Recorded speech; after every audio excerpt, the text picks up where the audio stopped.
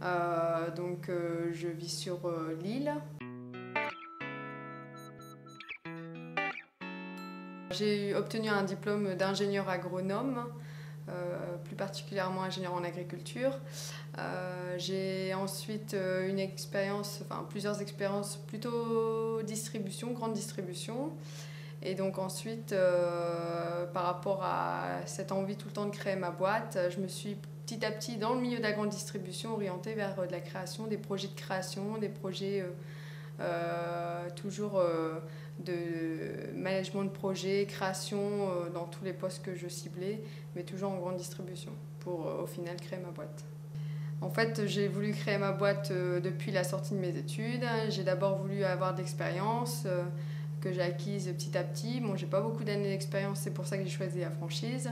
Mais c'était un peu un concours de circonstances. Je me suis retrouvée dans un poste qui était en suppression pour des raisons économiques. Et donc, je me suis dit que c'était le moment ou jamais de créer ma boîte. Sortant d'une expérience économiquement difficile, je me suis dit qu'il fallait pas s'aventurer actuellement sur n'importe quel secteur.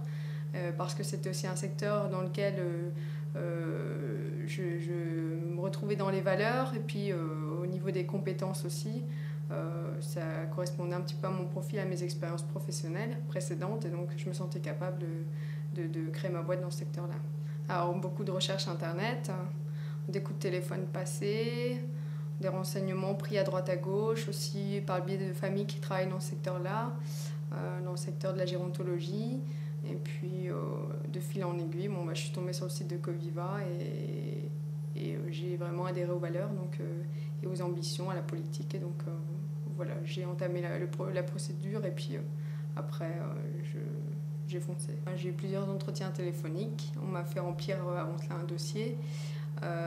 Puis ensuite, j'ai dû me déplacer sur Clermont-Ferrand, où se situe le franchiseur, le siège. Et de là, j'ai passé des entretiens de motivation.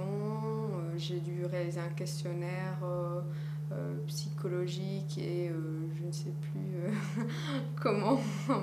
Mais j'ai dû passer des épreuves, des tests, mais largement accessibles à tous. Et puis ensuite, j'ai assisté à une formation de 4 semaines pour pouvoir me mettre dans le bain et obtenir mon agrément qualité aussi, chose importante pour pouvoir démarrer dans cette activité. Tout de suite, j'ai cherché à creuser, savoir si effectivement c'était la bonne franchise aussi, donc ça s'est un peu joué dans les deux sens, l'entretien.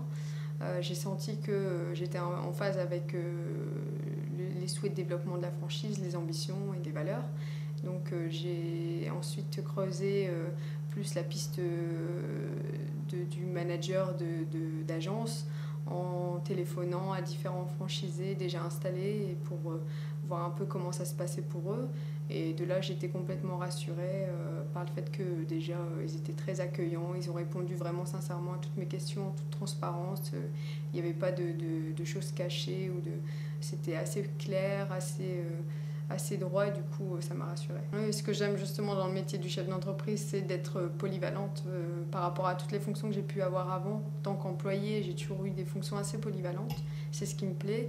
Maintenant, c'est vrai que le métier de gestion des hommes est quand même lourd en responsabilité. Il est très prenant, ça nous demande une présence, une réactivité au quotidien. Notamment parce qu'on gère des hommes qui s'occupent d'autres hommes, donc ça demande beaucoup d'investissement personnel et une bonne organisation.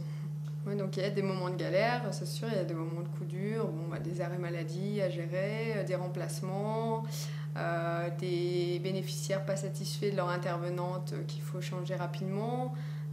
Donc effectivement, par rapport à tout ça, on réagit, nous, rapidement sans le biais de Coviva. Par contre, quand on a des soucis avec un salarié récurrent, qu'on veut vraiment résoudre des problèmes plus importants, on fait appel à Coviva pour être certain de faire les choses comme il faut et parce que c'est aussi notre politique et nos valeurs de faire les choses correctement. Et puis voilà, ça passe par les entretiens à réaliser avec les salariés, pour bien leur expliquer les choses, le faire de la bonne manière pour qu'il n'y ait aucun souci et que les deux parties s'y retrouvent. Mes perspectives à court et moyen terme. Qu'est-ce que vous aimeriez, vous, pour votre agence, c'est de continuer à se développer, acquérir la confiance d'autres bénéficiaires parce qu'on fait bien notre travail, c'est reconnu, mais malheureusement par peu de clients puisqu'on vient de démarrer. Donc on aimerait qu'on puisse se satisfaire de plus en plus de clients, se développer et pareil, commencer à toucher de plus en plus de salariés parce qu'on recrute au quotidien et on a des difficultés à recruter dans le secteur. Et donc on aimerait acquérir plus de notoriété et pouvoir se faire connaître et grandir, voilà, toujours en gardant cette même qualité de travail et ce qui fait qu'aujourd'hui on est déjà apprécié et reconnu par certains prescripteurs qui nous recommandent.